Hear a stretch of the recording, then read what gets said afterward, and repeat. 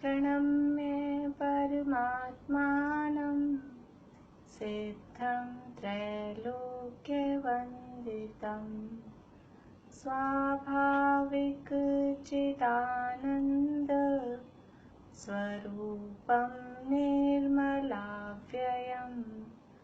शुद्धजीवादिद्रव्याणां देशकं च जिनेश्वरं द्रव्यसंग्रहसूत्राणां वृत्तिं वक्षे समासतः जीवम दवं जिणवरवसहेण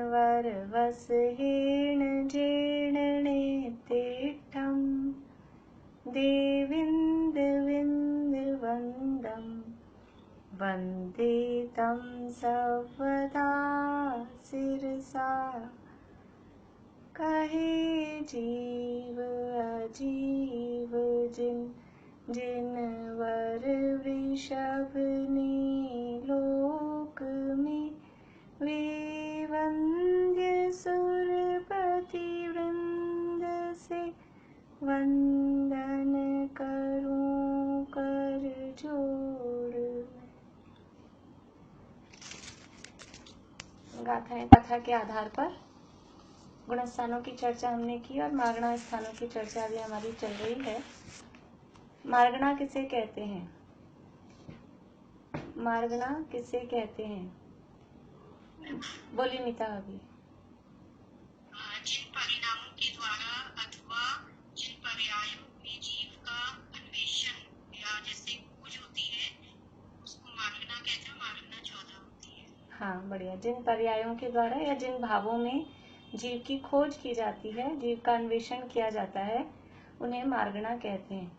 जीव को खोजने के स्थान जहाँ जीव पाए जाते हैं, स्थान मीन्स वो भाव भी हो सकते हैं, वो क्षेत्र भी हो सकता है, वो मार्गणा कहलाती हैं।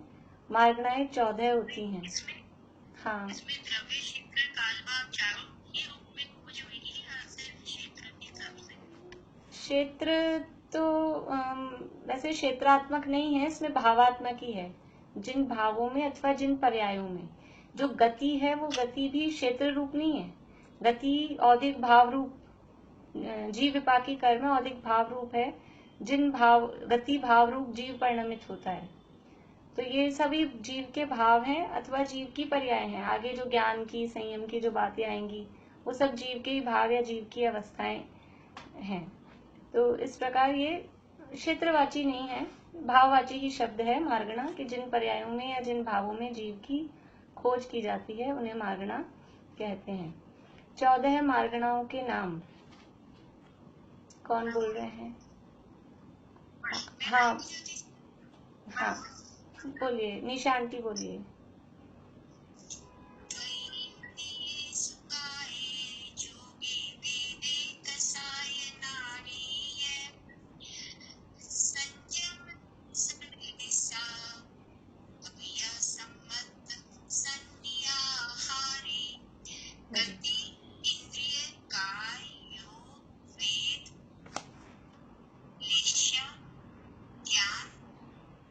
वेद के बाद कषाय,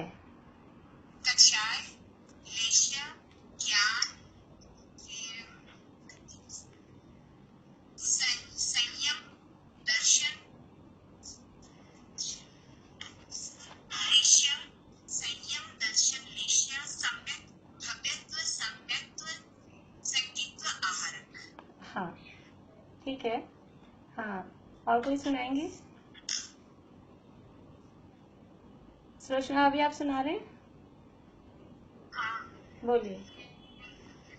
सूत्र में सुनाऊं वैसे? नहीं, अलग से नाम। गति, इंद्रिय, काय, योग, वेद, कषाय, ज्ञान, संयम, दर्शन, लेश्य, भव्यत्व, सम्यक्त्व, संज्ञा और आहार। बढ़िया। हाँ, सुलोचना अभी आप बोल रहे हैं? आंटी बोल रहे हैं? चलिए, आंटी बोल रहे हैं। जाति नहीं है, जाति नहीं है।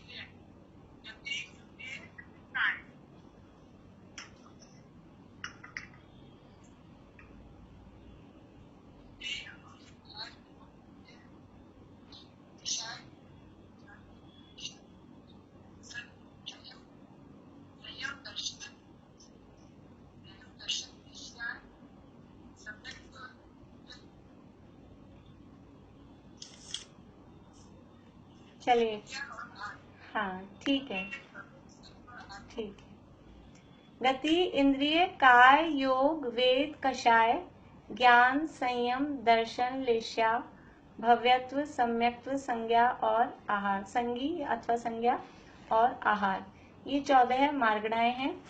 गति किसे कहते हैं कि जो गति नाम कर्म के उदय से होने वाली जो जीव की अवस्था विशेष है उसका नाम गति है। और ये गतियां 4 हैं, नरक, त्रियंश, मनुष्य और देव। उनका स्वरूप हमने देखा कि नरक में किस तरह के परिणाम है, जहाँ जीव द्रव्य क्षेत्र काल भाव में रत नहीं होता है, लीन नहीं होता है, वो नरक है। तिर्यंश अर्थात जो कुटिलता रूप परिणाम है, तिर्यक भाव जहाँ होते हैं, कुटिलता रूप परिणाम है, मायाचारी के परिणाम है, अत्यंत पाप रूप जो अवस्था है, जहाँ कुछ भी अपने हित अहित का विवेक नहीं रहता है, वो स्थिति कहलाती है तिर्यंश गति। म्यूट हो जाइए जो लोग भी अनम्यूट हैं। और इसके बाद में मनुष्य गति कि जो जिनको हे उपादेय का, देव कुदेव का इत्यादि जिनको विवेक होता है, मनुओं से यानी कुलकरों से जिनकी उत्पत्ति होती है और अनेक प्रकार की शिल्प कलाओं में जो निपुण होते हैं, वो मनुष्य कहलाते हैं। और जो दिव्य शरीर को धारण करते हैं, अणिमा महिमा आदि रिद्धियों से सहित होते हैं, और जो निरंतर ही जो मध्य लोक है या 3 लोक में जितने भी रमणीय स्थान हैं, क्षेत्र कुलाचल आदि पर्वतों में, वहाँ क्रीड़ा करने के लिए जाते हैं, अकृत्रिम चैत्य चैतालयों के जो दर्शन करते हैं, और जहाँ उनको वहाँ जो भी उपलब्ध सुख है उस सुख का वो भोग करते हैं, ऐसे जीव वो देव कहलाते हैं। इस तरह से 4 गति की बात की। और सबसे कम जीव मनुष्य गति में है, उससे ज्यादा नरक गति में, उससे ज्यादा देव गति में, और सबसे ज्यादा जीव तिर्यंश गति में पाए जाते हैं। ये गतियों की बात मार्गणाओं में ये हम इसमें पढ़ क्या रहे हैं, हम समझ क्या रहे हैं। एक अपने को चर्चा गुणस्थानों के संबंध में भी करनी थी, वो रह गई कि गुणस्थानों को समझने से हमें लाभ क्या है। अब अपन इकट्ठी जब ये मार्गणाएं हो जाएंगी, जब एक साथ ही करेंगे दोनों की चर्चा। अभी ये मार्गणाओं को समझने से क्या लाभ है, हम पढ़ क्यों रहेंगे कि जीव कहाँ कहाँ पाए जाते हैं, तो हमको जीवों की खबर हो, और मैं स्वयं जीव हूँ, मैं कहाँ कहाँ गया आज तक, और वहां जाकर कैसी कैसी मेरी अवस्था हुई, और अभी मैं यहाँ हूँ, तो ये जिस पोजीशन में हम हैं वो पोजीशन कितनी दुर्लभ है, ऐसा ये सब समागम मिलना कितना दुर्लभ है, ऐसी समझ लीजिए हमको दुर्लभता का ख्याल इन मार्गणाओं को पढ़ने से ख्याल में आता है। और जो चरणानुयोग का पालन का जो भी काम है, समझ लीजिए वो भी काफी कुछ इन मार्गणाओं के आधार पे होता है कि जीव कहाँ कहाँ होते हैं, जब तक हमको ये पता ही नहीं होगा तो हम जीवों की रक्षा, अहिंसा का पालन ये किस प्रकार कर पाएंगे, और खुद भी इन जीवों में किन परिणामों से जाया जाता है। ये हम नरक में कोई कैसे चले गए, तिर्यंश में कैसे चले गए, तो किन परिणामों के द्वारा ये गतियां या ये जो स्थितियां हैं ये प्राप्त होती हैं। तो अब आगे हम ऐसी स्थितियों में नहीं चले जाएं, अपने को उनमें जाने से रोकने के लिए, और जो जीव अभी उनमें हैं उन जीवों की रक्षा के लिए, उनकी दया के पालन के लिए ये हमें मार्गणाओं का ज्ञान समझ लीजिए लाभकारी होता है। तो गति की बात हुई, इसके बाद में इंद्रियों की बात अपनी हुई कि इंद्रियां 5 होती हैं, और 5 इंद्रियों के संबंध में हमने देखा सारा वर्णन, और किन किन जीवों को कितनी इंद्रियां होती हैं, और 5 इंद्रियों से रहित जो सिद्ध जीव हैं वही वास्तव में अतीन्द्रिय आनंद को भोगने वाले हैं। इन इंद्रियों के संबंध में जो संख्या है, सबसे ज्यादा जीव कौन सी इंद्रिय वाले जीव होते हैं, सबसे ज्यादा कौन सी इंद्रिय वाले जीव होते हैं। हाँ बोलिए रेखा भाभी। हाँ, एक एक इंद्रिय जीव सबसे ज्यादा हैं।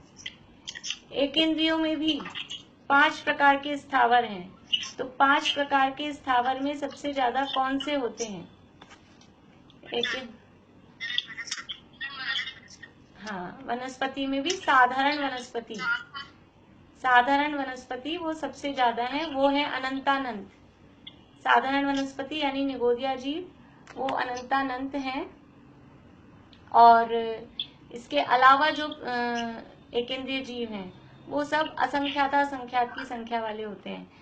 निगोदिया जीवों के अलावा जो एकेंद्रिय हैं वो भी असंख्यात हैं। असंख्याता संख्यात बोलें या असंख्यात बोलें? किसी के घर से आवाज आ रही है।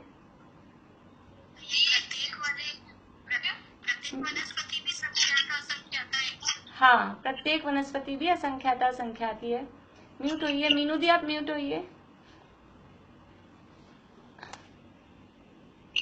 इसके अलावा 2 इंद्रिय, 3 इंद्रिय, 4 इंद्रिय सब असंख्याता असंख्यात हैं। लेकिन 2 इंद्रिय से 3 इंद्रिय संख्या बोलेंगे असंख्याती, लेकिन 2 इंद्रिय से 3 इंद्रिय कम है, 3 इंद्रिय से 4 इंद्रिय कम है, 4 इंद्रिय से 5 इंद्रिय कम है। ये उत्तरोत्तर कम होते हुए जाते हैं। इसलिए जब कभी हम अहिंसा का जब प्रकरण चलता है तो ऐसी बात आती है कि 2 इंद्रिय के घात से ज्यादा पाप 3 इंद्रिय के घात में लगता है।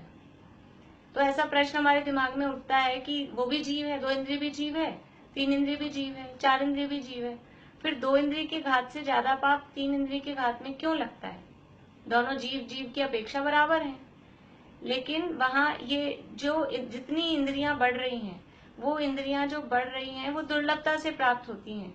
और किसी दुर्लभ चीज को खत्म करना वो बड़ा अपराध होता है। जैसे लोक में भी, दुनिया में भी जो कानून चलता है, तो ऐसी चीजों का अगर अब आपने खत्म किया, नष्ट किया, जो दुर्लभ हैं, जो रेयर हैं, तो वो बड़ा अपराध माना जाएगा। और जो सामान्य रूप से बहुत मिलती हैं उनको नष्ट करना अपराध वो भी है, लेकिन वो कंपैरेटिवली बड़ा अपराध नहीं है।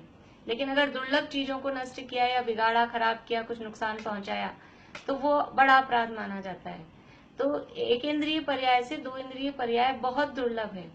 छड़ाला में उसके लिए उपमा दी है, दुर्लभ लही जो चिंतामणि, त्यों पर्याय लही त्रस्तनी। एक इंद्रिय से 2 इंद्रिय होना ये बहुत दुर्लभ है, बहुत मुश्किल है। तो 2 इंद्रिय पर्याय मिली, रसना इंद्रिय मिलना बहुत दुर्लभ है। और 2 इंद्रिय से 3 इंद्रिय हो जाना वो और दुर्लभ है।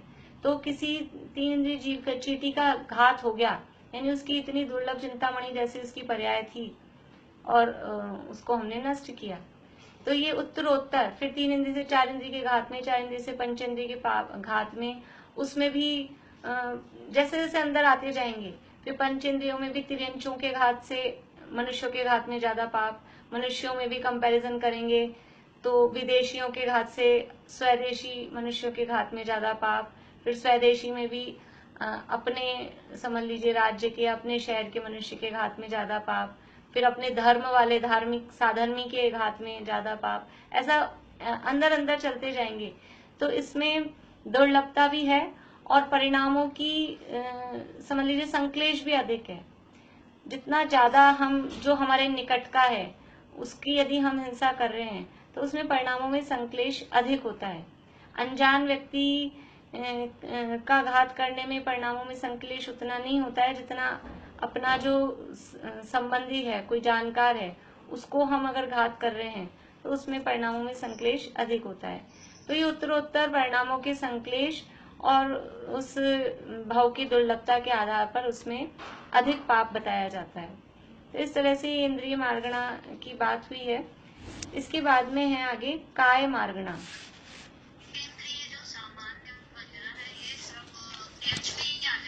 हाँ, एक इंद्रिय से 4 इंद्रिय तक सभी तिर्यंच ही हैं, तिर्यंच गति के अंतर्गत ही सभी आएंगे। कर्ण इंद्रिय का विषय, कर्ण इंद्रिय में भी 47,263 ही आएगा, योजन तक सुन सकते हैं। कर्ण इंद्रिय का 12 योजन 47,263 केवल नेत्र इंद्रिय का है, चक्षु इंद्रिय का है। हाँ, आपकी आवाज नहीं आ रही है भारती जी, आप अनम्यूट होइए।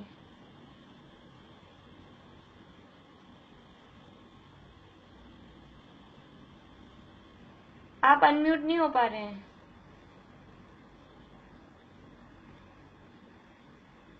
अब आ रही है? हाँ हाँ, अब आई, अब आ रही। अब आ रही है? हाँ, अब बोलिए। मैं कह रही थी, आप कह रहे थे ना भाग करने का, जैसे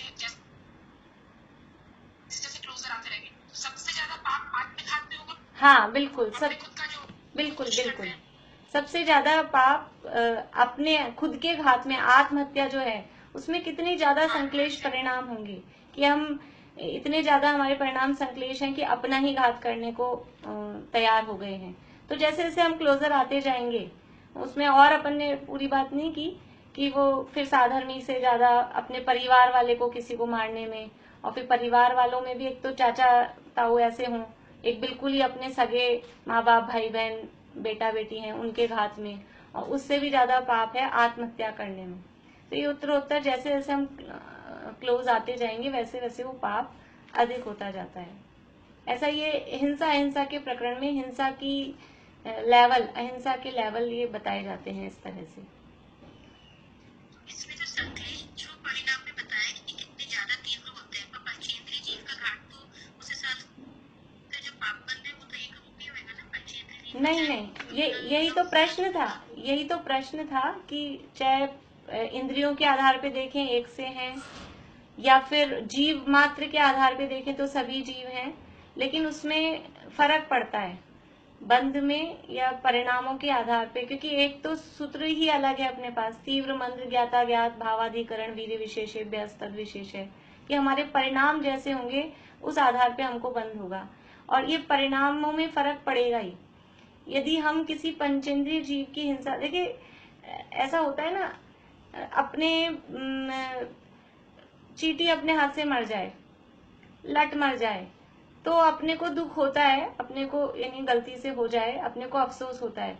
लेकिन यदि कोई पंचेंद्रिय मर जाए अपने घर में, बिल्ली कबूतर ऐसा, तो वो हमारे उस दुख में और उस मतलब समझ लीजिए जो हमको खेद हो रहा है उस खेद में फर्क होता है कि नहीं होता है।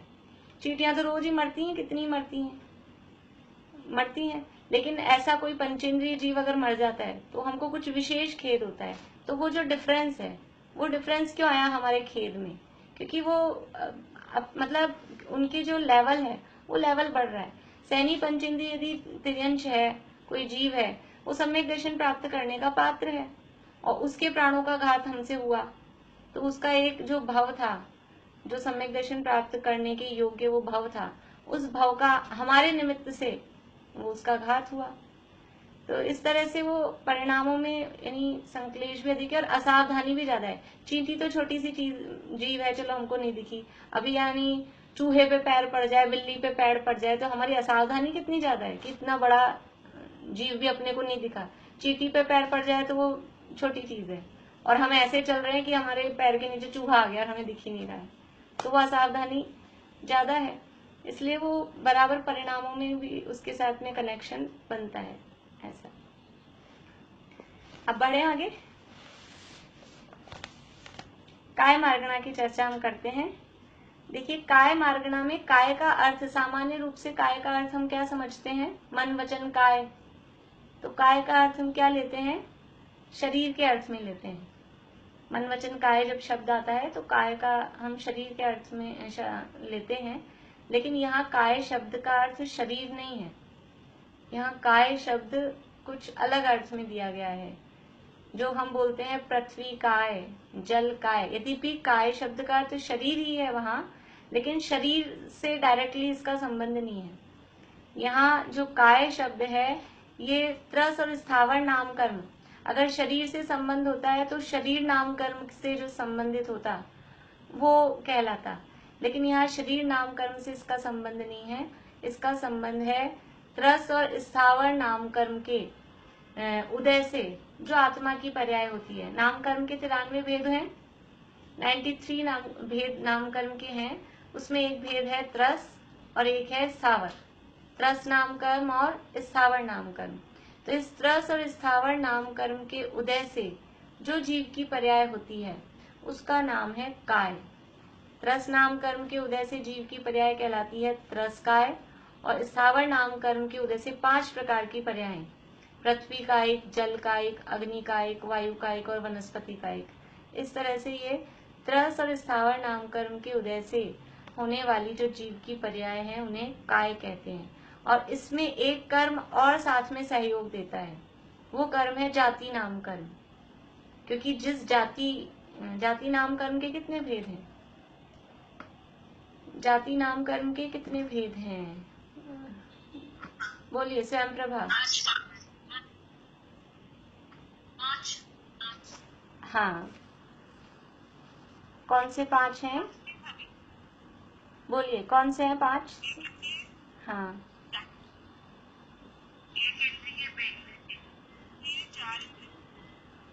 हाँ, तुम्हारी आवाज कट रही है, ठीक है।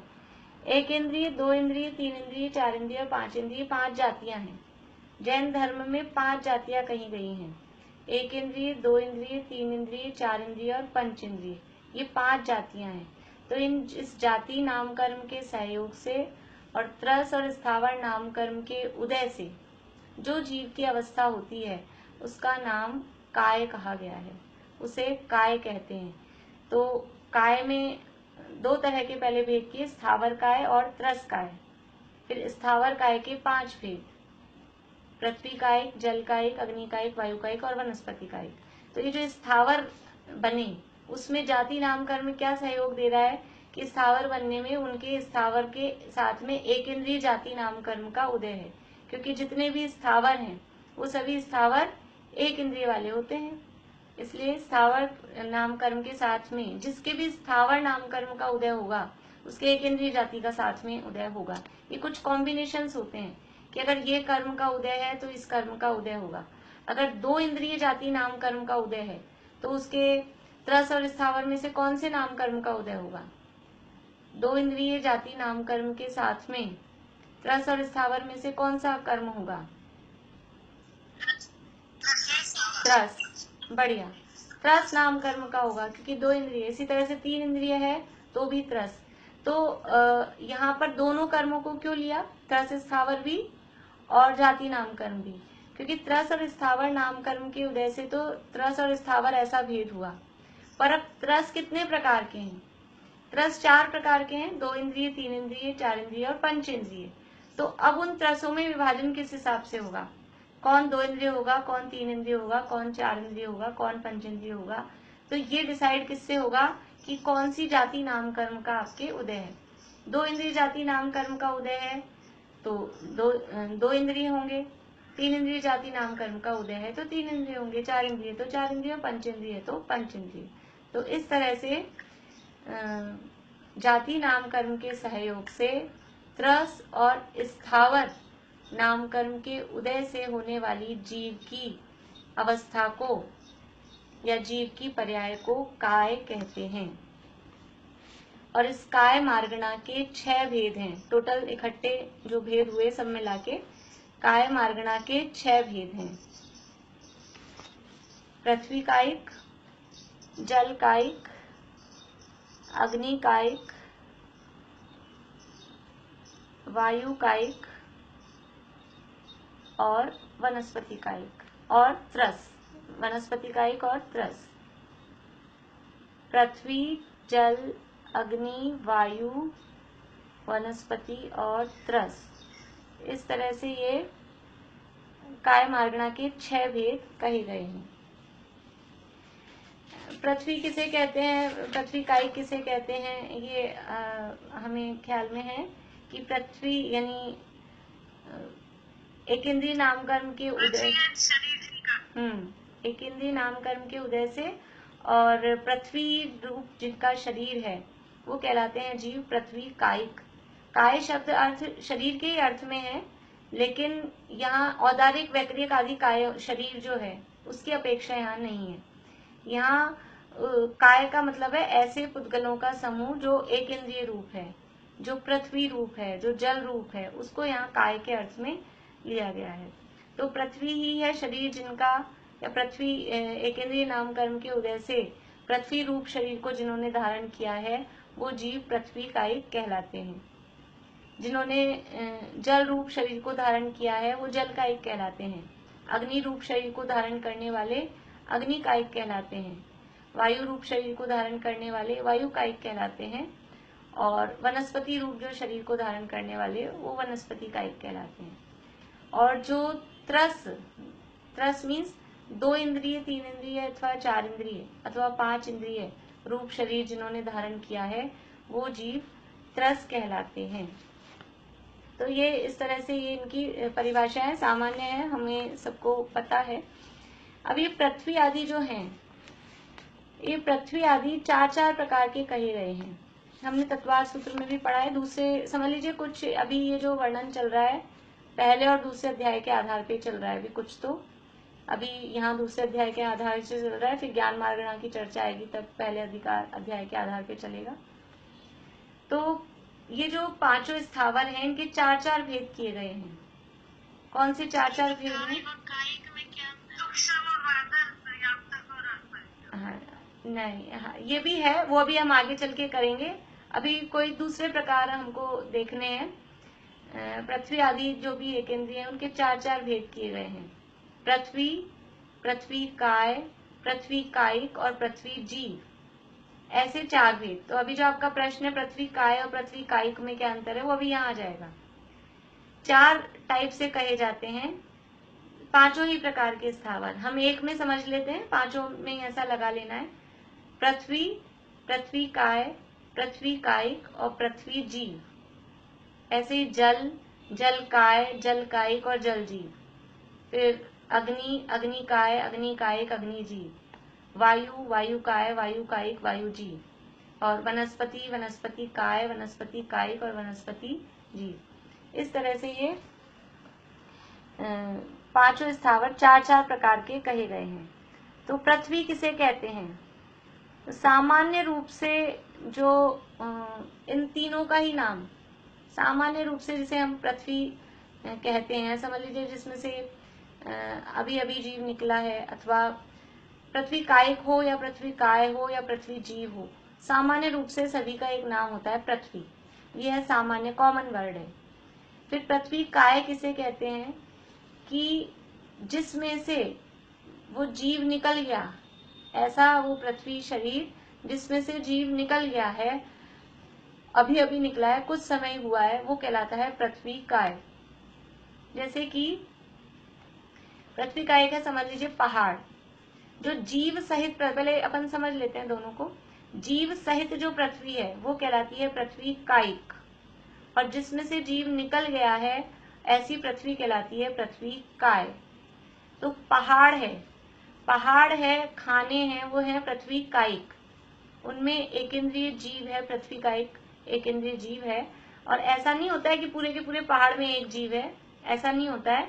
असंख्यात जीव उनमें होते हैं, उनकी अवगाहना बहुत छोटी होती है, उनका जो आकार और साइज होता है पृथ्वी कायिक जीवों का वो ऐसा बहुत सूक्ष्म होता है।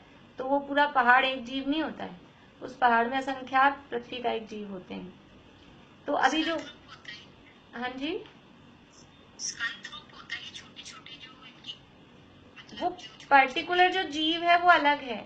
ऐसा नहीं है जैसे निगोदिया जीव होते हैं, एक के अंदर अनंत रहते हैं या एक के आश्रय से रहते हैं, ऐसा इसमें नहीं होता है।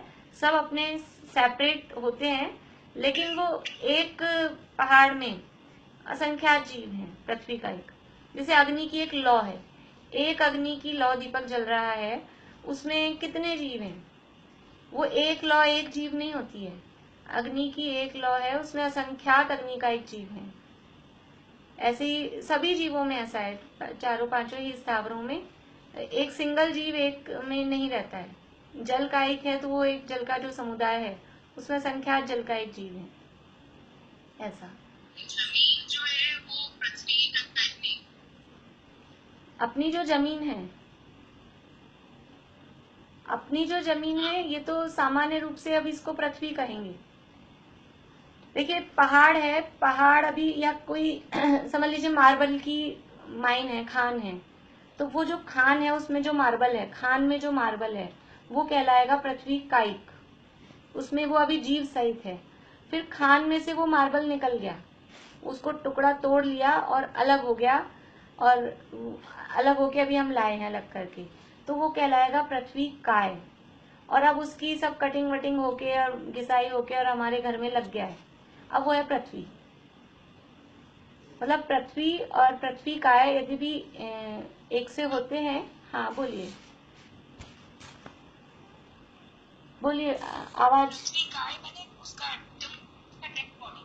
हाँ, उसका डेड बॉडी कह सकते हैं, लेकिन थोड़ा सा डिफरेंस हम ऐसे कर सकते हैं पृथ्वी में और पृथ्वी काय में, कि जिसमें से अभी अभी निकला है जीव, थोड़ा ही टाइम हुआ है, उसे कहेंगे पृथ्वी काय। और जो बहुत लंबा टाइम हो गया जिसमें से जीव निकल गया है, अब वो कहलाएगी पृथ्वी। ऐसा थोड़ा माइनर डिफरेंस करते हैं, और नहीं तो सामान्य रूप से सभी को पृथ्वी कह देते हैं। अब ये कैसे पता लगेगा पृथ्वी कायिक है कि पृथ्वी काय है? तो जब वो पहाड़ में जुड़ा हुआ है पत्थर, और जिसमें अभी बढ़ने की क्षमता है, हम देखते हैं पहाड़ घटते बढ़ते रहते हैं, मतलब बढ़ जाता है उनका। खान किसे कहते हैं? खान का मतलब है उसमें से निकलता रहता है। खान को खान क्यों कहते हैं? जैसे हम बोलते हैं गुणों की खान है। खान का मतलब क्या होता है? जिसमें से जितना भी निकालो वो खत्म नहीं हो। इसका मतलब क्या है कि वो मार्बल उसमें से निकलता जा रहा है और निकलता जा रहा है, फिर भी खत्म नहीं हो रहा, मतलब कि वो बढ़े जा रहा है। वो पृथ्वी कायिक है, उसमें वो उसका समझ लीजिए प्रोडक्शन चालू है, तो वो जिसमें बढ़ने की क्षमता है वो कहलाएगा पृथ्वी कायिक। और वो अलग हो गया है, और अलग होके अब इस तरह से हो गया है, कभी कभी तो ऐसा भी होता है कि अलग होके भी वो इतना बड़ा पार्ट अलग हुआ कि वो अपने आप में फिर से बढ़ता रहे, तो वो पृथ्वी काय नहीं होगा। लेकिन वो अलग होके वो इस तरह से उसकी मतलब कट गया है, छिद गया है, भिद गया है, कि अब वो दोबारा से उसमें अभी जीव नहीं है, तो वो कहलाएगा पृथ्वी काय। और पृथ्वी जीव किसे कहते हैं? कि जो जीव किसी और पर्याय में से कहीं भी किसी भी अवस्था में था और वो मर के अब पृथ्वी कायिक में जन्म लेने वाला है। कहीं भी किसी भी पर्याय में जो जीव था वो मर के पृथ्वी कायिक में जन्म लेने वाला है, तो वो विग्रह गति का जो काल है, यहाँ अपने पिछली पर्याय में से मरा और अभी यहाँ शरीर नहीं मिला है, वहां जाके जन्म नहीं हुआ है, तो बीच का जो समय है वो समय कहलाता है विग्रह गति। तो विग्रह गति में वो जीव कहलाता है पृथ्वी जीव। समझ लीजिए कोई यहाँ से कोई कुत्ता मरा, अब उसको मर के पृथ्वी कायिक में जाना है, तो वो जो मर गया और अभी वहां जाके जन्म नहीं हुआ, तो ये जो बीच का जो टाइम है जिसे विग्रह गति कहते हैं, तो विग्रह गति में उस जीव को पृथ्वी काय कहा जाएगा, पृथ्वी कायिक कहा जाएगा, क्या कहा जाएगा, या कुत्ता कहा जाएगा। तो कुत्ता तो वो मर गया, तो अब कुत्ता तो उसे कहा नहीं जाएगा। और पृथ्वी काय कभी कहा नहीं जाएगा, क्योंकि वहां जाके अभी जिस भी पहाड़ में खान में उसको जन्म लेना है वहां जन्म हुआ नहीं है।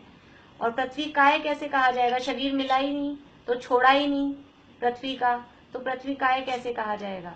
तो इसलिए वो विग्रह गति में जिस समय वो जीव जब पृथ्वी में जाके जन्म लेने वाला है, तो वो विग्रह गति में उसको कहते हैं पृथ्वी जीव।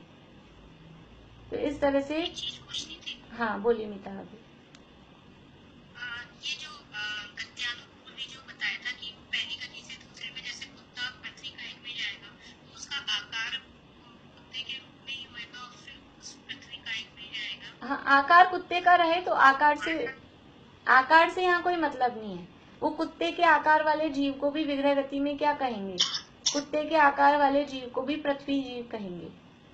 वो आकार आत्मा के प्रदेशों का पिछले भव का ही रहता है, क्योंकि नया आकार, अभी नया शरीर नहीं मिला है तो नया आकार कैसे बने। और संसार अवस्था में शरीर के आकार के आधार पे ही जीव का आकार रहता है, इसलिए जिस अवस्था में मरा है वही आकार विग्रह गति में रहता है। पर आकार से यहाँ कोई मतलब नहीं है। यहाँ तो उस विग्रह गति, जैसे ही विग्रह गति आती है, ये आयु पूरी हुई और तुरंत ही नई आयु चालू हो जाती है। आयु कर्म के बिना संसार में जीव एक समय भी नहीं रहता है। तो जैसे ही यहाँ आयु पूरी हुई, कोई भी है, मनुष्य है, तिर्यंच है, आयु पूरी होते ही जो नेक्स्ट आयु है बिल्कुल अगले ही समय में, देव की है, तिर्यंच की है, जो भी आयु है, तो समझ लीजिए उसको पृथ्वी कायिक में जाना है, तो उसकी तिर्यंच आयु वहां से शुरू हो गई है और उसके वो स्थावर नाम कर्म का उदय है, वो सब वहां चालू हो गया है। तो विग्रह गति में उसको क्या कहा जाएगा? विग्रह गति में उसे पृथ्वी जीव कहा जाएगा। तो इस तरह से हमें पांचों स्थावरों में समझना है। पांचों स्थावर इस तरह से चार चार प्रकार के हैं, एक काय, कायिक, और एक जीव, और एक सामान्य रूप से जो उसका नाम है। हमें पृथ्वी कायिक में और वनस्पति में समझ में आता है थोड़ा अच्छे से, बाकी जल का एक में, अग्नि वायु का एक में, इसमें हमको काय क्या रही वो कम समझ में आती है। फिर भी उसके लिए ऐसे उदाहरण देते हैं, अग्नि काय में जैसे कोई पुराने जमाने में समझ लीजिए कोयला वगैरह वो बुझ गया है, इस तरह का। पर वो जल्दी से हमको अभी आज के जमाने में जल्दी से हमको समझ में नहीं आता है, लेकिन पृथ्वी के और वनस्पति के उदाहरण से हमको समझ लेना चाहिए कि उसमें भी ऐसा होता है, इतना हमको समझ लेना चाहिए। वनस्पति में हम समझ सकते हैं कि जैसे जो पेड़ है, पेड़ में जो लकड़ी लगी हुई है अभी, वो है वनस्पति कायिक। अब उस लकड़ी को ले आए, पेड़ हो गया, समझ लीजिए उसको काट के लकड़ी ले आए, और उस लकड़ी से अभी लकड़ी लाए हैं, वो कहलाएगी वनस्पति काय। और फिर उससे फर्नीचर बना दिया, तो ये जो फर्नीचर बना है लकड़ी से, ये वनस्पति। और जो जीव कहीं से मरा और अब उसको जाके वनस्पति में जन्म लेना है, तो वो कहलाएगा वनस्पति जीव। तो इस तरह से ये चारों तरह के इसमें लगेंगे। ये तो हमने एक, तो ये जैसे वनस्पति जो काय है उसमें अभी भी जीव है, काय में अभी भी जीव नहीं, काय है उसमें जीव नहीं है, काय में जीव नहीं है। जो काय वाला चीज है उसमें अभी जीव नहीं है। जैसे हम पानी छानते हैं, पानी हमने छाना, और पानी छान के अभी जब छाना है पानी, जब तक अनछना है तब तक तो उसमें त्रस जीव भी हैं, और पानी हमने छान लिया दोहरे मोटे छन्ने से, तो वो अब उसमें से त्रस जीव छने हैं, अभी वो जल कायिक है। जो छना हुआ पानी भी है वो अभी जल कायिक है। और फिर हम उसको उबाल लेते हैं, 24 घंटे की जो मर्यादा करते हैं, पूरा उबाल लेते हैं, तो वो उबालने के बाद में वो हो जाता है जल काय।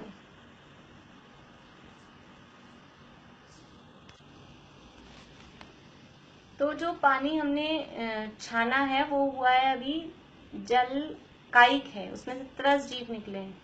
और जब हम उसको उबाल लेते हैं, उबालने के बाद में फिर वो रह जाता है जल काय, उसमें से जल कायिक है, वो कायिक जीव निकल जाता है, फिर वो हो जाता है जल काय। तो इस तरह से वनस्पतियां, जैसे ये जो समझ लीजिए खेत में जो लगे हुए हैं अनाज, गेहूं वगैरह उगे हैं, हरे जो हैं खेत में भी लगे हुए हैं, वो है वनस्पति कायिक। और अभी हमारे पास में आ गए हैं जो सूख गए हैं, वो हो जाते हैं काय। हाँ बोलिए। मेरे को ये पूछा था, जैसे ये पेड़ से जो पत्तियां अलग हो जाती है, नीचे गिर जाती है, वो गिरे हुए तो टाइम हो गया, लेकिन उसमें अभी भी जीव है ना? हाँ, तो वो पत्तियां जब तक हरी हैं, जब तक सूखी नहीं है, हरी हैं, तब तक वो वनस्पति कायिक ही हैं, क्योंकि उन पत्तियों में भी पूरा पेड़, क्योंकि एक जीव नहीं है, उन पत्तियों में अलग वनस्पति कायिक जीव हैं। तो वो पत्तियां जब तक हरी हैं तब तक वो कायिक ही हैं, लेकिन अलग अलग है सब में। जैसे हमने पहाड़ वाला उदाहरण लिया, तो पहाड़ में भी जो टुकड़ा अगर बड़ा ऐसा अलग हुआ है कि वो फिर से बढ़ सकता है, तो वो पृथ्वी कायिक ही है। लेकिन कुछ छोटा पत्थर निकल के अलग हो गया तो वो काय हो जाएगा। ये मोटा मोटा अपना समझने के लिए, बाकी एक्चुअल में तो जो भी होता है बारीकियां जो है वो है। बोलिए भारती जी, आप क्या पूछ रहे हैं? आवाज नहीं आ रही आपकी।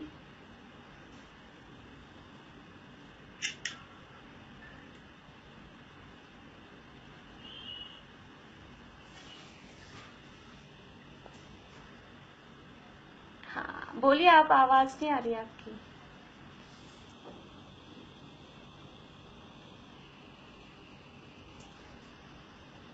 आवाज नहीं आ पा रही आपकी। चलिए, हाँ, वो उनके कुछ है प्रॉब्लम ही है, वो बार बार में म्यूट अनम्यूट हो जाता है। चलिए, जब आपका चालू हो जाए तब आप बोल दीजिएगा, अभी चल नहीं रहा है आपका, आवाज नहीं आ पा रही है आपकी। हाँ आप बोलिए, अब आ रही है शायद। चलिए, तो ये 6 प्रकार के काय मार्गणा के 6 भेद हैं। बोल रहे हैं आप कुछ? पृथ्वी कायिक, जल कायिक, अग्नि कायिक, वायु कायिक, वनस्पति कायिक और त्रस, ये 6 भेद हैं। उसमें से जो 5 स्थावर हैं, जिनको हम एक शब्द में कहते हैं स्थावर, ये पांचों स्थावर 2 प्रकार के हैं। ये हमने समझ लीजिए जीव समाज में भी हमने ये पढ़े हैं, बातें सरल ही हैं, पढ़ी हुई हैं। पांचों प्रकार के स्थावर दो प्रकार के हैं, बादर और सूक्ष्म। भेद पूछे जाएंगे, काय मार्गणा के कितने भेद हैं, तो भेद बताए जाएंगे 6। अब जो हम आगे और सब डिविजन्स कर रहे हैं वो अलग हैं। काय मार्गणा के भेद होते हैं 6, गति मार्गणा के भेद हैं 4, इंद्रिय मार्गणा के 5, काय मार्गणा के 6 भेद हैं। तो अभी 5 जो स्थावर हैं, 5 स्थावर दो प्रकार के हैं, बादर और सूक्ष्म। बादर किसे कहते हैं और सूक्ष्म किसे कहते हैं? बादर किसे कहते हैं और सूक्ष्म किसे कहते हैं? बादर जो खुद भी बाधित नहीं होते, दूसरों को भी बाधित नहीं करते। वो बादर हैं, वो बादर हैं। सूक्ष्म। हाँ, और बादर जो बाधित भी होते हैं और बाधा भी करते हैं। हाँ, देखिए बादर का मतलब है स्थूल और सूक्ष्म यानी सूक्ष्म। तो स्थूल का मतलब जो खुद दूसरों से बाधित होते हैं और दूसरों को बाधा पहुंचाते हैं, वो जीव कहलाते हैं बादर। और जो ना दूसरों से बाधित होते हैं ना दूसरों को बाधा पहुंचाते हैं, वो कहलाते हैं सूक्ष्म। ये तो हमने पढ़ी है आज तक। लेकिन जो बादर जीव हैं उनके संबंध में एक विशेषता और है कि बादर जीव किसी दूसरे जीवों के आश्रय से रहते हैं, उनको कुछ ना कुछ दूसरा आधार चाहिए। सूक्ष्म जीव होते हैं वो बिना आधार के रह सकते, इसलिए सूक्ष्म जीव पूरे लोक में सब जगह रहते हैं। और इसीलिए वो, क्योंकि उनको दूसरे किसी अन्य पुद्गलों का आधार नहीं है, इसलिए वो दूसरों को बाधा भी नहीं पहुंचाते हैं, दूसरे से बाधित भी नहीं हो पाते हैं। लेकिन जो बादर जीव हैं, वो बादर जीव किसी न किसी अन्य पुद्गलों के आधार से रहते हैं, और ऐसा होने के कारण वो बाधित भी हो पाते हैं और बाधा भी पहुंचा पाते हैं। लेकिन जो बादर जीव हैं, वो बादर जीव भी सूक्ष्म रूप भी हो सकते हैं। सूक्ष्म रूप मीन्स बादर जीव भी ऐसे हो सकते हैं जो हमें बिना हमें ऐसा समझ में आ जाए कि बाधित भी नहीं हो रहे हैं और बाधा भी नहीं पहुंचा रहे। ऐसा परिणमन बादर जीवों में भी हो सकता है, होता है। लेकिन फिर भी वो बादर क्यों हैं? क्योंकि वो किसी अन्य पुद्गलों के आश्रय से रह रहे हैं, इसलिए वो बादर हैं। और जो सूक्ष्म हैं वो अन्य किसी के आधार से नहीं रहते, वो कहलाते हैं सूक्ष्म। डेफिनेशन तो वो है ही एक कि जो किसी से बाधित नहीं होते हैं और बाधा नहीं पहुंचाते हैं, वो सूक्ष्म है। लेकिन सूक्ष्म जीव किसी अन्य पुद्गलों के आधार से नहीं रहते, वो स्वतंत्र रहते हैं। और एक और अपन कर्म के उदय की अपेक्षा से देखें तो बादर नाम कर्म के उदय से जो हों वो बादर हैं, और सूक्ष्म नाम कर्म के उदय से जो हों वो सूक्ष्म है। ये जो हमने नाम कर्म के भेद पढ़े 93 भेद, उसमें से काफी भेद अभी ये अपने मार्गनाओं में काम आ रहे हैं। एक अभी हमने जाति देखा, जाति नाम कर्म, अभी पहले गति नाम कर्म देखा। म्यूट हो जाइए, कुछ लोग अनम्यूट हैं।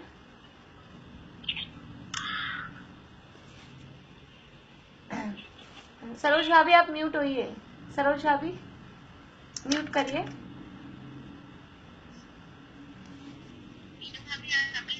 हाँ मीनू दी आप भी शायद अनम्यूट हैं। तो जाति नाम कर्म हमने देखा, जिसके आधार पे इंद्रियों का विभाजन हुआ।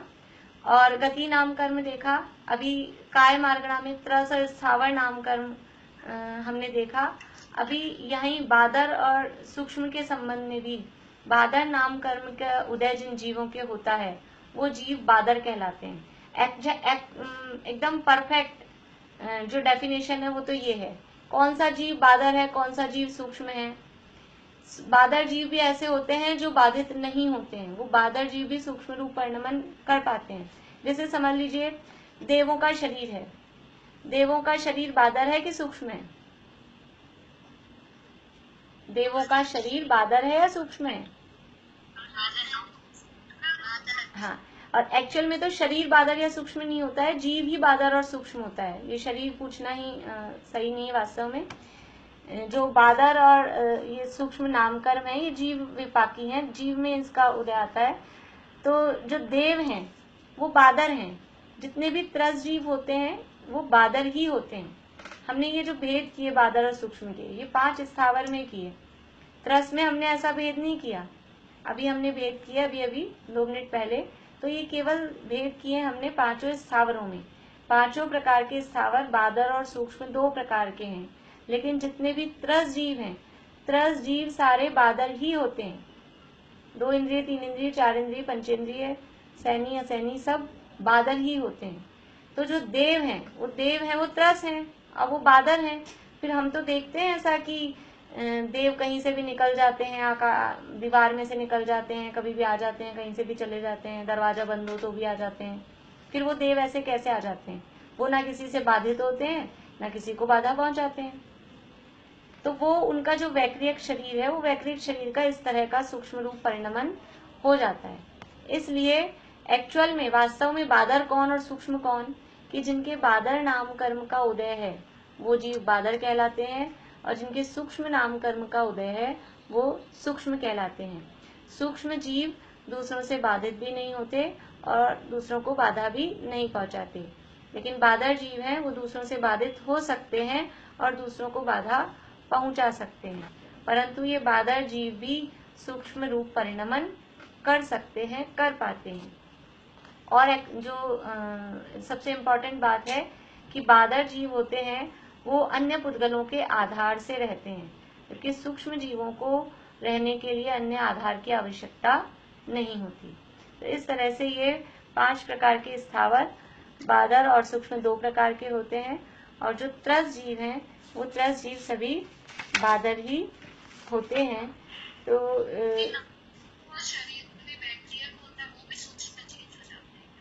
नहीं, शरीर सूक्ष्म यानी शरीर तो सूक्ष्म रूप परिणमन करता है ऐसा हम कहते हैं। सूक्ष्म का अर्थ वहां वो है कि वो बाधा नहीं पहुंचा रहा है, बाधित नहीं हो रहा है।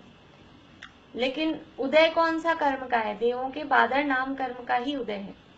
और ये जो बादर और सूक्ष्म है ये जीव विपाकी कर्म है, यानी कि इनका फल जीव पे आता है, तो वो जीव ही बादर या सूक्ष्म कहलाता है।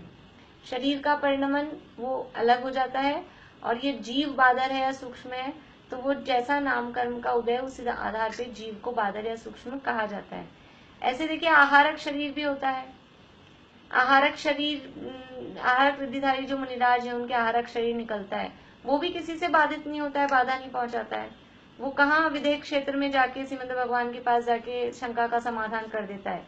अब विदेह क्षेत्र जाने में कितने बीच बीच में इतने बड़े बड़े महापर्वत, और अभी अपने जहाँ वो बैठे होंगे वहीं से निकलेंगे तो कुछ ना कुछ दीवारें वगैरह कोई पहाड़ ये बीच बीच में आएंगे, लेकिन वो आहारक शरीर यद्यपि वो बादर ही है, वो जो जीव है वो बादर ही है, लेकिन वो आहारक शरीर अपने आप में सूक्ष्म रूप परिणमन करता है।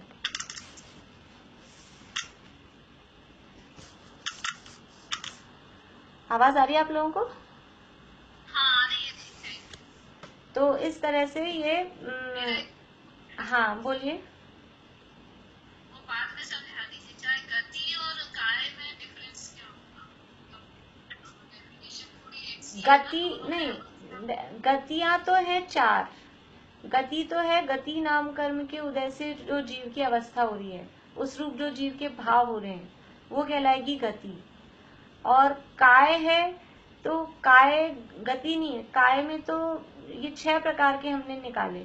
अभी गतियां उसमें चारों इंक्लूड होंगी, यानी एक मार्गणा में दूसरी मार्गणा इंक्लूड होती है, मतलब वो वाले जीव उसमें पाए जाएंगे कि नहीं। देखिए मार्गणा को हमने समझने के लिए उस दिन एक उदाहरण देखा था।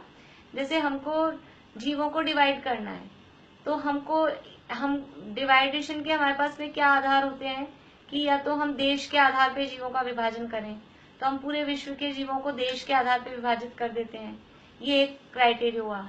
अब दूसरा हम ऐसा करें कि पूरे विश्व के मनुष्यों को हमने डॉक्टर इंजीनियर जो उनका प्रोफेशन है उसके आधार पे हमने डिवाइड किया। तो अब वो जो जीव अभी देश के आधार पे जिस भी किसी ग्रुप में आए थे, वो जीव अभी डॉक्टर इंजीनियर किसी न किसी ग्रुप में आएंगे या नहीं आएंगे वापस से? वही जीव तो वही है, बस हमने अलग अलग टाइप से उनका विभाजन किया है। तो वो जो अभी इंडियन थे वो अभी डॉक्टर वाले ग्रुप, इंडियन में ही कुछ डॉक्टर वाले ग्रुप में जाएंगे, कुछ इंजीनियर वाले ग्रुप में जाएंगे, कोई सीए वाले ग्रुप में जाएंगे, और ऐसे डॉक्टर वाले ग्रुप में सारे देशों के मिक्स होके आएंगे। तो ऐसे भी हमने पहले गति के आधार पर जीवों का विभाजन किया। तो हमने बस 4 भागों में जीवों को बांट दिया, नरक, तिर्यंश, मनुष्य और देव। अब हमने उन्हीं सारे जीवों को काय के आधार पे बांटा, तो अब हमने उनके 6 डिवीजन कर दिए 4 की जगह। तो एक इंद्रिय अलग, उसमें भी पृथ्वी का एक अलग, जल का एक अलग, ऐसे 5 स्थावर अलग, और बाकी जितने भी थे 2 इंद्रिय से 5 इंद्रिय तक। सरोज भाभी आप म्यूट होइए। 2 इंद्रिय से 5 इंद्रिय तक जितने भी जीव थे उन सबको हमने एक त्रस में रख दिया केवल। तो अब जो चारों गतियां थी, चारों गतियों में से 3 गति के जीव वो एक में आ गए त्रस में, और त्रिंश गति के जीवों में बाकी के विभाजन हो गए, 5 स्थावर, और त्रस में भी वो शामिल होंगे। तो ये जीवों को के ग्रुपिंग करने का एक तरीका है, समझ लीजिए। अलग अलग टाइप से ग्रुप बना के जीवों को देखा जा रहा है, उसका नाम है मार्गणा। तो इस तरह से ये है। अभी कल और करेंगे अपन बात, अभी अपना टाइम हो गया है क्योंकि कल। हाँ जी, काय की डेफिनेशन क्या लिखिए, बोलिए रेखा, अभी बोलिए।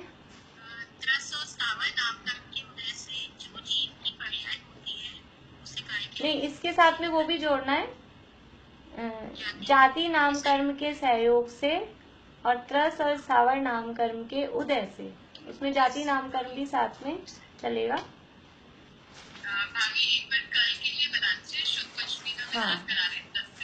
हाँ, कल शुद्ध पंचमी है, आप सभी को पता ही होगा, और उसकी क्या वैल्यू है, क्या महिमा है। अभी हमारे पास समय नहीं बचा, 3 बजने वाले हैं।